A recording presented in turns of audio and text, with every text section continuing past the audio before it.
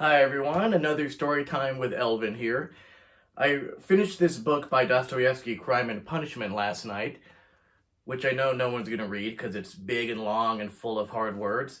But the thing I love about a great author is how almost no matter when you read him, the ideas are transcendent enough and deep enough that they can apply to any time period. And there is this passage at the very end that I thought was very eerie because it sounds like he described exactly COVID and exactly the 2020 politics season and this first week or so of 2021. So I just thought I'd read it to you because I thought it was pretty crazy when I came across it last night. So here we go. This is from the epilogue at the end of the book, so a bit of a spoiler, I guess. Like a 200-year-old spoiler. Okay. Raskolnikov was in hospital all through the latter part of Lent and Easter. When he began to recover, he remembered the dreams that had visited him while he lay in his fever and delirium.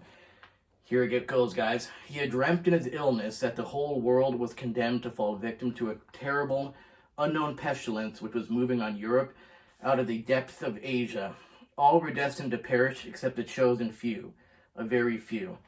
There had appeared a new strain of trichinae, microscopic creatures parasitic in men's bodies. But these creatures were endowed with intelligence and will. People who were infected immediately became like men possessed and out of their minds.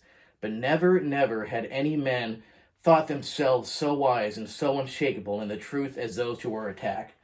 Never had they considered their judgments, their scientific deductions, or their moral convictions and creeds were infallible. Whole communities, whole cities and nations were infected and went mad. All were full of anxiety, and none could understand any other. Each thought he was the sole repository of truth, and was tormented when he looked at the others, beat his breast, wrung his hands, and wept. They did not know how or whom to judge, and could not agree what was evil and what was good. They did not know who to condemn or whom to acquit. Men killed one another in senseless rage. They banded together against one another in great armies, but when the armies were already on the march, they began to fight among themselves. The ranks disintegrated, the soldiers fell on their neighbors. They thrust and cut, they killed and ate one another. In the towns, the tocsin sounded all day long and called out all the people. But who had summoned them and why, nobody knew, and everybody was filled with alarm. The most ordinary callings were abandoned because every man put forward his own ideas, his own improvements, and there was no agreement. The laborers forsook the land.